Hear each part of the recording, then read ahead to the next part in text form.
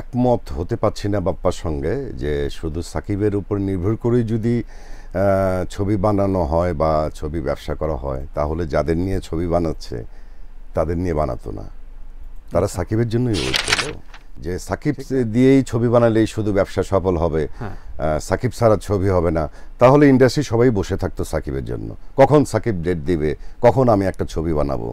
কিন্তু ছবি তো হচ্ছে। তখন শাহিন সুমন আমাকে অফার দিল যে একটা কাজ করেন, এই ছবিতে আপনি একটা মেইন নেগেটিভ রোলটা আপনি করেন। তা আমি বললাম কি বলো তুমি, আমি হিরো, আমি একাধারে ছবি করছি, আমার নিজের প্রোডাকশনে কে আপন কে পরটা এখনো রিলিজ করি নাই, তুমি আমাকে ভিলেনের অফার দিচ্ছ।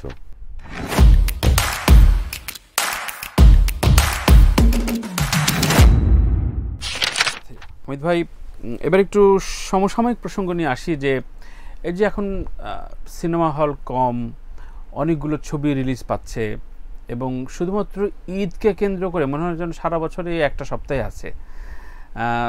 তো এটা কি আপনার কাছে কি মনে হয়, একটা হাহাকার সময় যাচ্ছে? আসলে খুবই একটা খারাপ সিস্টেম। সবাই মনে করতেছে যে আমার ছবি ভালো যাবে, সবাই ভাবতেছে আমার ছবি, কিন্তু এটা ভাবছে না যে আমি কয়টা হল পাবো। কারণ আমরা যখন ফিল্মে ঢুকলাম তখন প্রায় 13 থেকে 1400 হল ছিল, কমতে কমতে কমতে কমতে এখন 200-250। ঈদ উপলক্ষে হয়তো 20-30টা আরো বেশি বাড়ে আর কি। মনে করলাম 300 হল, সেটা কোয়ালিটি হল না, 300 যদি হল হয়ে থাকে, এখন যদি 7-8টা ছবি হয়, মানে 14টার ঘোষণা এবং 7-8টা ছবি হয়তো রিলিজ পাবে, মানে 14টার ঘোষণা কিন্তু 7-8টা হয়তো রিলিজ হবে। তাতে আর্টিস্টের উপর নির্ভর করে হল কাস্ট হবে আর কি।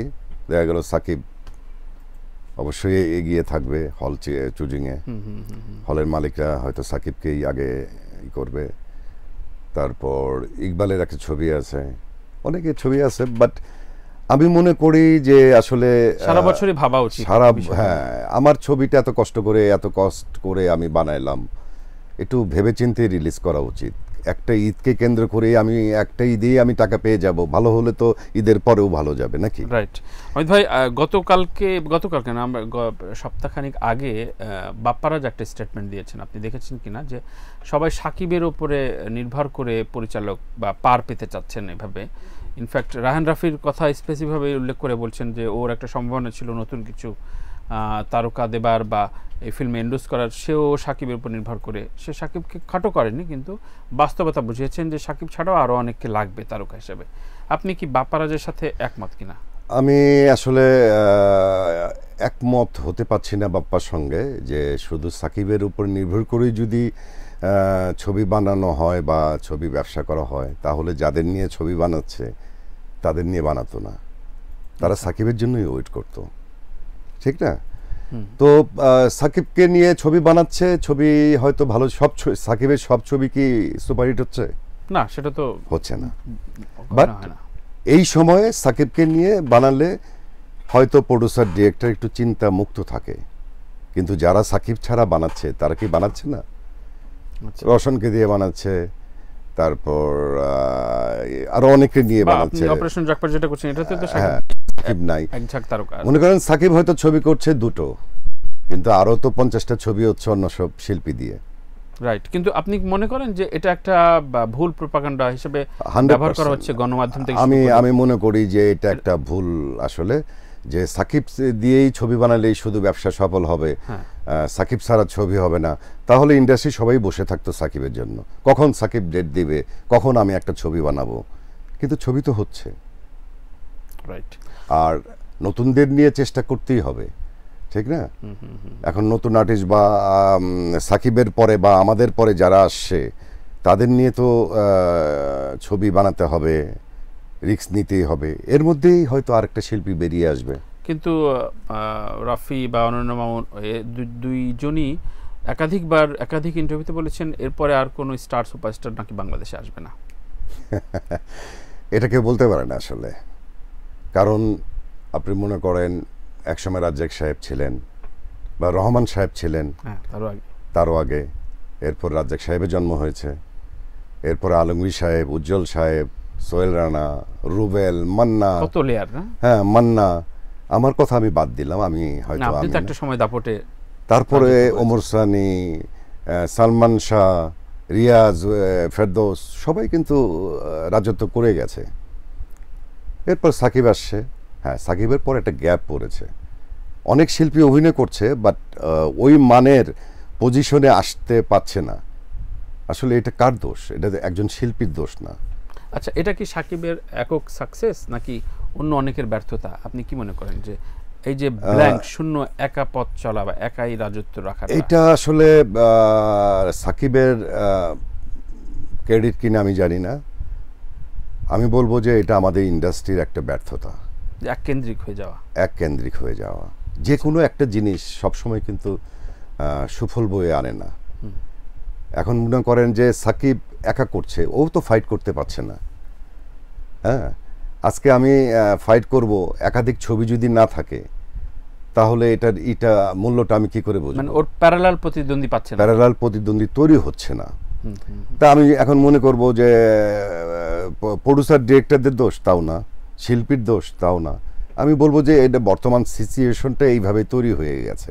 আচ্ছা আচ্ছা। আজকে মনে করেন যে যারা নতুন যারা কাজ করছে তারা কি বিগ বাজেটের ছবি করছে না? করছে, বাট আশা অনুরূপ কোনো কাজ ব্যবসা সফল হচ্ছে না।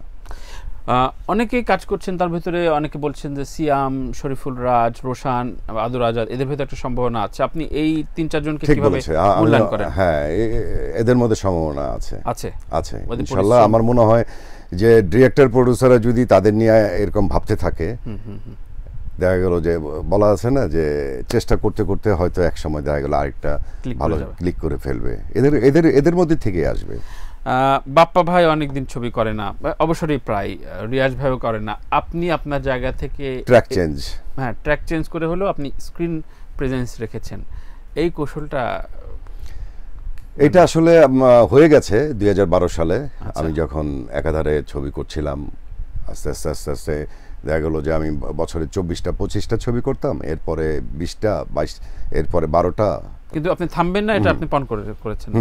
তো একাধারে এই কাজ করতে করতে ভালোবাসার রং ছবিটা যখন আসলো, আপনার জাজ মাল্টিমিডিয়ার প্রথম ছবি, বাপ্পি মাহির প্রথম ছবি, তখন শাহিন সুমন আমাকে অফার দিল যে একটা কাজ করেন, এই ছবিতে আপনি একটা মেইন নেগেটিভ রোলটা আপনি করেন। তা আমি বললাম, কি বলো তুমি, আমি হিরো, আমি একাধারে ছবি করছি, আমার নিজের প্রোডাকশনে কে আপন কে পরটা এখনো রিলিজ করি নাই, তুমি আমাকে ভিলেনের অফার দিচ্ছ। কয় যে এই ছবিতে কোনো গান নাই, কোনো নায়িকা নাই, আপনি একটা খারাপ লোক, মন্দ লোক। তো এটা নিয়ে ভাবতে ভাবতে একসময় রাজি হয়ে গেলাম। এবং পরবর্তীতে যখন ঢাকা ওই বলাকা হলে ছবিটা দেখতে গেলাম, প্রোডিউসার ডিরেক্টর সবাই মিলে, দেখলাম যে দর্শকদের ভালোই একটা তালিতুলি দেখলাম আর কি। আমার এন্ট্রি বা আমার অভিনয় স্টাইল দেখে তারা পছন্দ করলো, এবং লাইট জ্বালার পরে ছবি শেষে আমাকে অনেকেই বললো, ভাইয়া এখান থেকে সরবেন না। কিন্তু আপনার কলিগ কেউ বলেছিল এটা আপনার ভুল ডিসিশন ছিল? এটা তো অনেকেই বলে, আমার ফ্যামিলি বলে, আমার অনেক দর্শক বলে যে আমি অমিত হাসান প্রায় 250-300 ছবির হিরো, নেগেটিভ ব্যাপারটা আমাকে পছন্দ হচ্ছে না, ভাল লাগছে না, এটা উচিত না আমার। আবার দেখা গেল ডিরেক্টর প্রোডিউসাররা আমাকে এটাই চাচ্ছে, অনেক দর্শকরা আমাকে চাচ্ছে, তাহলে আমি কেন চাবো না? আচ্ছা, তো আপনি ডিসিশনটা নিলেন ডিরেক্টর প্রোডিউসারদের উপরেই? হ্যাঁ, কারণ তারাই তো ছবি বানায়, ওনারাই তো সিলেক্ট করে। তো দেখা গেল যে হ্যাঁ, একাধারে যারা নেগেটিভ রোল করছিল, আমার বন্ধু মিশা বা অনেকেই করছিল, পাশাপাশি হয়তো আমিও করছি, হয়তো কিছুটা হইলো অভিনয়ের হয়তো কিছুটা পার্থক্য না হলে আমাকে ডিরেক্টর প্রোডিউসার কেন নেবে? এবং এখনো ওই নেগেটিভ রোল পাশাপাশি নেগেটিভ পজিটিভ মিলিয়েই করছি আর কি। দেখা গেল যে একটা গল্পের চরিত্র অভিনেতা। আচ্ছা, আপনি অনেক বড় বাজেটের একটি ছবি অপারেশন জ্যাকপট, এবং এটা নিয়ে তর্ক বিতর্ক রয়েছে। কেউ বলছেন যে স্বপন চৌধুরী বা এই টিমটা কতটুকু এটা মানে প্রজেক্ট করতে পারবে, এ নিয়ে বেশ কয়েকজন সুশীল সমাজ অনেক রকম কথা বলেছে। আপনার কাছে আপনি ছবিটা বেশ দূর এগিয়েছে। আমি যতটুকু কাজ করেছি সুন্দরভাবে কাজ হচ্ছে, এবং আমি মনে করি যে ফিল্ম এইভাবেই হওয়া উচিত। আচ্ছা, আর চেষ্টা তো চলছে, ওনারা তো চেষ্টা করছে ছবিটা নিয়ে। অবশ্যই আমি খুব আশাবাদী, এবং ভালোভাবেই ছবিটার শুটিং হচ্ছে।